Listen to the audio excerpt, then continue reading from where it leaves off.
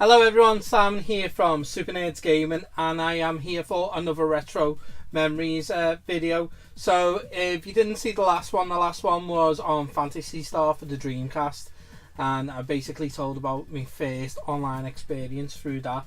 So in this video I want to talk about obviously the game that you can see playing in the background there, because it's tied to another game as well, and that game is Resident Evil. Now I played both of these at the same time. I do have Doom here as well. Yeah, we're not blinding you with the light. So my memory of this game, I've never played it before.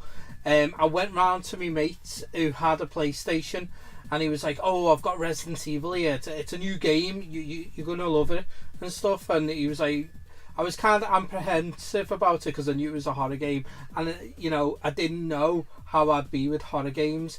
And lo and behold, I absolutely love horror games now. So you could say this was a big turning point for me, playing a horror game. So we went to his house and that, and he put it on, and I was just amazed by it. The graphics blew me away. I know it's nothing to look at now. It's very blocky. The acting is bad. It was Bravo Team's helicopter. Nobody was in it. But strangely, most of the equipment was still there. However, we soon discovered why.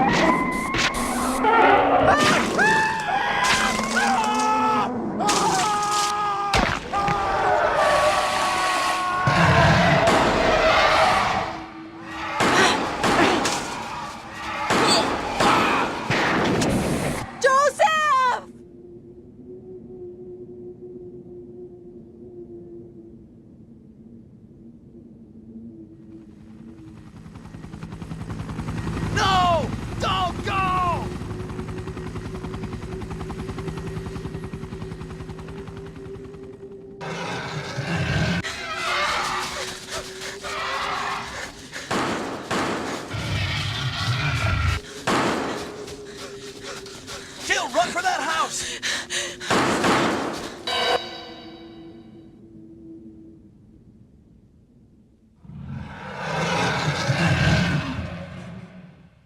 But that kind of all plays into that game now. I mean, I love when I see, I do play the game still. I play it more on the DS, which I think I have over here somewhere. Yes, I do. It's nice when I got stuff at hand. This one, which is a nice portable version, Deadly Silence. It's the only difference really is you have like knife modes where you can stab stuff and that, but it is near enough the game. So yeah, I got to play it there, and I was blown away by it. I mean, this was my first go of a survival horror game. I was, obviously apprehensive, as I've already said, because my mate had to make this situation a lot worse by saying, "Oh, yeah, my house is haunted as well," and I was like, so I was a naive teenager and that, and I'm playing a horror game in a potentially haunted house. Yeah, that kind of put me on edge. But saying it, I absolutely loved Resident Evil. But unfortunately, I didn't get to play it properly again until I picked it up for the Sega Saturn when I got my Saturn. But I kind of lied to everyone in school. So everyone would be talking about it and stuff like that.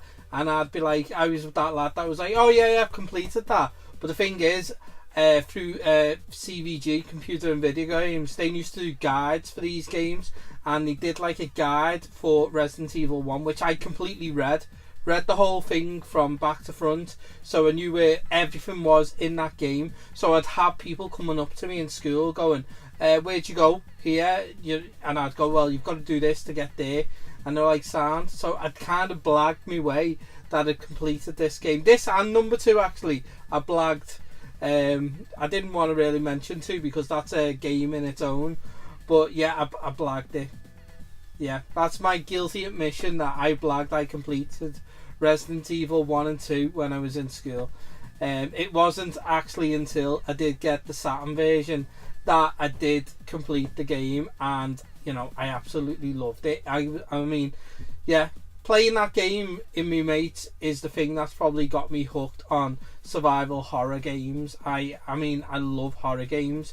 The new Doom, which is not really a horror game, but that's fantastic. Dead Space, Outlast, stuff like that. The new Resident Evil, which if you haven't played, I mean, you might have played 6, which was a real stinker. Well, I say that I played it a while back and it wasn't that bad, but 7 kind of brings it back to its roots and is a very, very good game. But as I was saying, we've got this game here. So with that, I was playing Resident Evil and he went, I've got Doom here as well, which I'll put it somewhere. I've got Doom here as well. I've never played Doom. Actually, tell a lie, I think I've seen me cousin play it on the SNES. Now, I definitely want to get this for the SNES. I've been warned off it. I've had loads of people just say, don't get this on the SNES, it's not great. I'm not bothered. I want to play it just to, you know, play it. See, I'm amazed that they can get that kind of game on the SNES. But, going back to it, I got my first go of playing Doom, and I think he'd played it for a while because he'd unlocked a lot of levels and stuff. I'm not too sure if I've seen the Cyber Demon level there. I think that was when I was more at home because my dad absolutely loved Doom. When he got his PlayStation and he got Doom, he absolutely loved it. Couldn't play too much of it though. It's gone dark. Couldn't play too much of it because he'd get headaches from it. I think it was because it was that dimly lit and that, but he absolutely loved it. So I had all that going on in this house, you know, that my mate had said was haunted. So I was playing Resident Evil and I was playing Doom, and because I'd never played Doom before, or like, you know, my very first person shooter game I played was Corporation on the Mega Drive. Didn't have a clue what I was doing. So then you're moving into this and I was like, what's going on?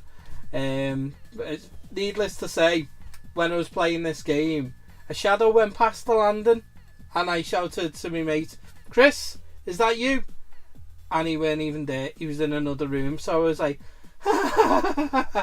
okay. So yeah, I mean, I didn't see anything or anything, but yeah, still, it put me on edge that I played 2 horror games and the potential of the supernatural was there.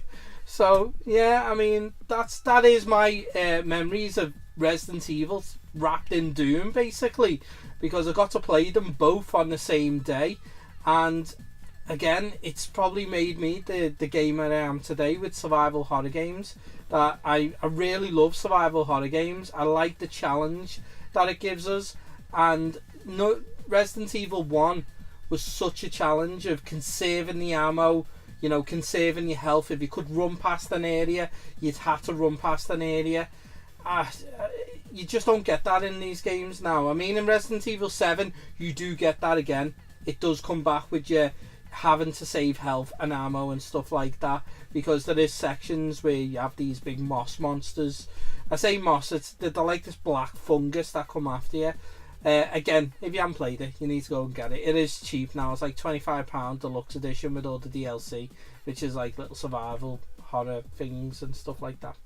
But anyway, guys, that is my retro memories. I'm looking around because I don't know where to put the discs. There they are. They're just underneath me. My retro memories of Resident Evil and Doom, and then Resident Evil again.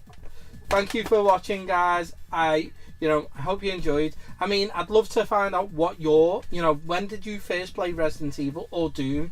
I know a lot of people play Doom back on, the PC, but I was never a PC gamer. Never have been, really. Only played a bit when I was younger than my mate. I am mainly a console gamer. So anyway guys, I'll catch you later.